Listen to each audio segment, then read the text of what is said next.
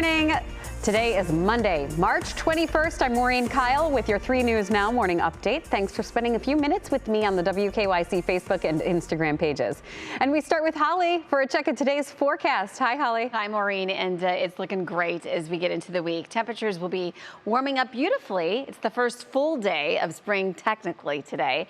And 50s, 60s, we'll have the cooler weather right along the lake with that lake breeze. But the vast majority of you are going to be very mild and will continue to be dry through the day. Looking ahead to some just small shower chances getting into your Tuesday. Definitely more in the way of cloud cover, but still mild, seasonal to above normal, quite honestly. And that trend will continue through the middle of the week. In fact, by Wednesday, we're looking at highs in the 60s.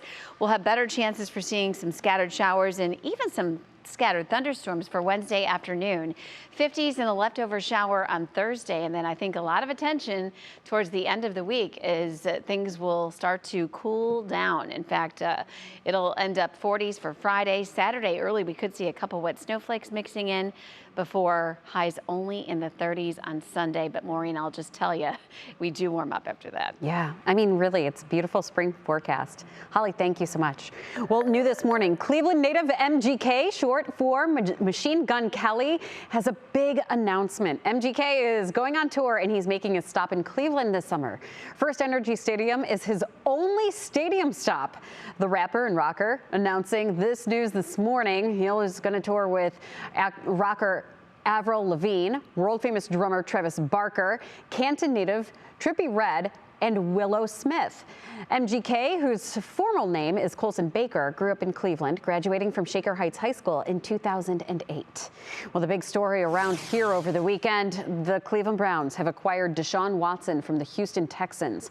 Watson is going to get a record $230 million contract with the team, but there has been some pushback from Browns fans since he broke the news. Watson faces numerous sexual misconduct allegations, which Watson denies. The QB did not take the field at all in the 2021 season because of the legal investigation, as well as the Texans not wanting to hurt his trade value. Even though he has not been criminally charged, the possibility remains that Watson could face a lengthy suspension from the NFL. And yesterday, the Cleveland Browns released a statement on the decision. Owners Dee and Jimmy Haslam wrote, quote, "We also understand there are still some legal proceedings that are ongoing and we will respect due process. It was pivotal that we, along with Andrew Berry and Kevin Stefanski, meet with Deshaun to have a straightforward dialogue, discuss our priorities, and hear directly from him on how he wants to approach his career on and off the field. He was humble, sincere, and candid," end quote. And here's in part what Browns head coach Kevin Stefanski had to say. Quote, "It was important for us to meet with Deshaun in person as part of our team's evaluation process. We had a candid conversation regarding his approach to coming into our organization and community. I'm looking forward to the opportunity to coach Deshaun. He is ready to put in the hard work needed to help our team improve and make a positive impact in our community," end quote. Well, reaction to the Browns' trade for Deshaun Watson is still mixed this morning. Organizations like the Journey Center for Safety and Healing and Cleveland Rape Crisis Center have spoken out against the trade, with donations pouring in. We have had an overwhelmingly generous response from the community. We're about over 1,000 donations here in just the last 24 hours. Attorney Tony Busby, who is representing the 22 women accusing Watson, tells ESPN's John Barr neither the Browns nor any of the teams reached out to him or any of his clients to discuss the case. The NFL has previously spoken to some clients as it continues to investigate Watson's conduct.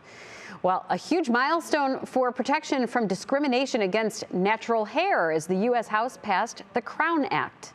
And it doggone sure is discriminatory to deny someone employment, housing, or public accommodations because of the way they're wearing their hair. That's why we're standing here today. The legislation states Black people are routinely deprived of educational and employment opportunities for wearing their hair in natural or protective hairstyles and would make it illegal to discriminate against it. And it's more than a legal battle. Danielle Snyder and Cleveland's NAACP NAACP chapter president says it comes down to self-confidence. Makes you feel proud of who you are. You don't feel like a second-class citizen, especially when you have a stylist who takes care of your hair and cares about your mane just as much as you do. The bill will now head to the Senate. And as you head out the door, let's take a look at gas prices right now. According to AAA, the national average is sitting around $4.25, while here in Ohio, the average is at $4.02 per gallon. Well, looking to the war in Ukraine, and Cleveland Maidan Association is sending even more materials and donations to help people displaced by the war overseas. The organization collected 2 shipping containers of food, medical supplies, and clothing, and it's all on its way to Poland, and then it will be taken to Kyiv. The war is in its 3rd week, and Russia still shows no signs of slowing its invasion. Thank you for taking the time to join me for this 3 News Now morning update. Our digital team will continue to bring you the stories making headlines around the world and Northeast Ohio. I'm Maureen Kyle. We'll see you tomorrow morning on Go, starting at 4:30 a.m. Have a great day, everyone.